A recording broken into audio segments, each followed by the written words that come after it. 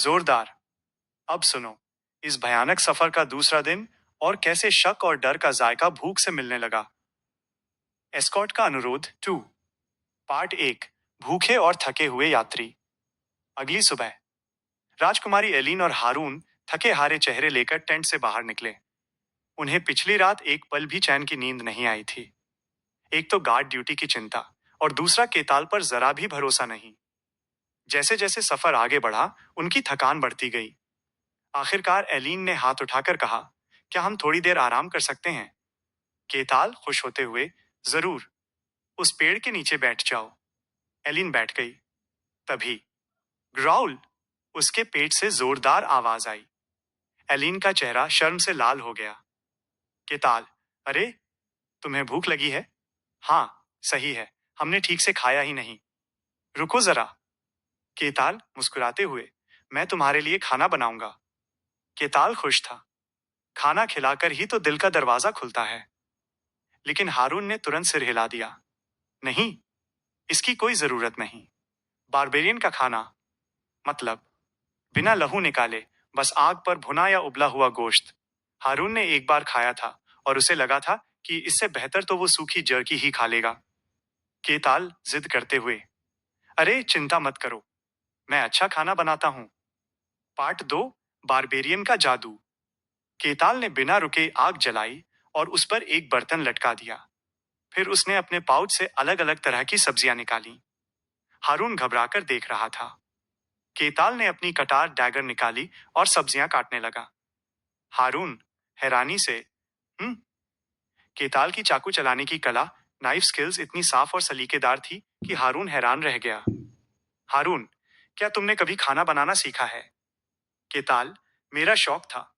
केताल ने बताया कि स्नो प्लेन्स में वो महीनों तक बिना ढंग के खाने के रहा तो उसने वहां ही खाना बनाना शुरू किया। कई बार तो राक्षस मॉन्स्टर्स गर्म होने पर फट जाते थे या फिर जिंदा हो जाते थे, पर उसने हार नहीं मानी और खाना बनाना सीख लिया। केताल ने उबले हुए नूडल्स निकाले, तेल डाला, जो कि बहुत महंगा था, और सब्जियों को तेल में भूना। फिर नूडल्स मिलाए। पूरे जंगल में खाने की खुशबू फैल गई। यह एक तरह का साधारण पास्ता जैसा पकवान था। केताल, गर्व से, चखोगे? एलिन की आंखें उस तेल में डूबे नूडल्स पर टिकी थीं। उसने इतने दिनों से ढंग का खाना नहीं खाया था। वो बस झट से हाँ कहने वाली थी, पर तभी उसे याद आया, विश्वासघात। एलिन सिर हिलाते हुए, ओह नहीं, ठीक है, मुझे तेल वाला खाना पसंद नहीं है। वो उस आदमी का बनाया खाना नहीं खा सकती थी, जिस पर उसे जरा भी भरोसा नहीं था। क्या पता इसने इसमें कौन सा जहर मिला दिया हो। हारून ने भी फौरन इनकार कर दिया। केताल, ऐसा है? अफसोस, और केताल अकेले मजे से पास्ता खाने लगा। एलिन ने अपनी सूखी, ठंडी जर्की निकाली। वह बेस्वाद और सख्त थी। उसने आंखें बंद कर ली, लेकिन उसका ध्यान बार बार केताल की तरफ जा रहा था, जो गर्म और स्वादिष्ट खाना खा रहा था। पार्ट 3। एक रात की नींद और एक बड़ा सवाल। तीसरा दिन आ गया। एलिन और हारून की हालत बहुत खराब थी। रात भर की ड्यूटी और जर्की खाने से वो थककर चूर हो चुके थे। उस रात एलिन टेंट के अंदर पैर दबा रही थी। हारून चिंता से, आप ठीक हैं? एलिन, हाँ, मैं संभाल लूंगी।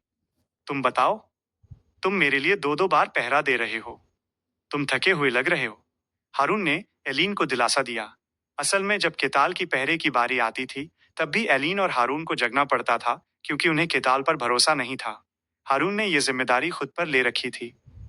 हारून खुद से, मुझे इसे प्रोटेक्ट करना है, अपनी जान दांव पर लगाकर भी। हारून बाहर आया और एक पेड़ से टेक लगाकर खड़ा हो गया। हारून थकी हुई आवाज में, बस थोड़ी देर। उसने थकान कम करने के लिए आंखें बंद की, और चहचहाहट और पत्तियों से छनकर आती धूप। हारून हड़बड़ाकर जागा। सुबह हो चुकी थी। नहीं, वो उसी पल सो गया था, और इस दौरान केताल आजाद था। उस पर कोई नजर नहीं थी। हारून भागा और टेंट का पर्दा हटाया। हारून, हाँ, हाँ, एलिन उसी तरह सो रही थी। धूप से परेशान होकर उसने करवट बदली, पर उसका चेहरा शांत था। केताल पीछे से, अरे, जाग गए? केताल पास में अलाव पर कुछ भून रहा था। केताल, वो गहरी नींद में थी, इसलिए मैंने डिस्टर्ब नहीं किया।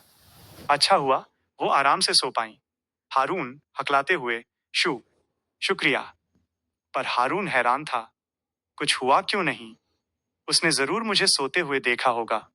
केताल मुस्कुराते हुए, मैं जानता हूं कि तुम्हें मुझ पर शक है। मैं जानता हूं कि मैं भरोसे के लायक नहीं दिखता। लेकिन मैं तुम्हारा एस्कॉर्ट हूं, प्रोटेक्टर। उम्मीद है तुम मुझ पर थोड़ा भरोसा करोगे। मैं भी इंसान हूं, मुझे भी चोट लग सकती है। हारून ने अपनी नजरें नीचे की और देखा कि केताल क्या भून रहा था। एक हिरण का पैर, डियर लेग।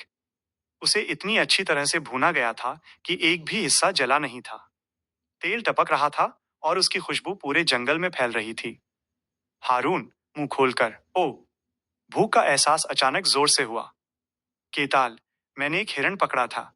मैंने इसका खून निकाल दिया है और नमक लगाया है। बहुत लजीज होगा, क्या लोगे? केताल ने भुनी हुई हड्डी हारून की तरफ बढ़ाई। हारून मंत्रमुग्ध होकर उसे देखता रहा। पार्ट 4। हारून का बदला हुआ चेहरा। प्रिंसेस, उठ जाइए। एलिन उठी। अच्छी नींद आई हारून।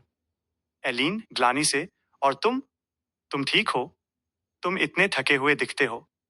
हारून, मैं ठीक हूं। एलिन को फिर भी अफसोस हुआ, पर तभी उसने हारून के चेहरे पर गौर किया। एलिन हैरानी से, लेकिन तुम आज बहुत बेहतर लग रहे हो। हारून चौंक गया। सच में? एलिन, हाँ, और मुझे कुछ बहुत स्वादिष्ट महक भी आ रही है। शायद मैं भूखी हूं, इसलिए वहम हो रहा है। हारून ने जबरदस्ती मुस्कुराते हुए कहा, हो सकता है। एलीन को नहीं पता था कि हारून अब पेट भरकर केताल के हाथों का भुना हुआ, रसदार हिरण का गोश्त खा चुका था, और ये शायद पहला कदम था उस बारबेरियन पर थोड़ा सा भरोसा करने की तरफ। जारी।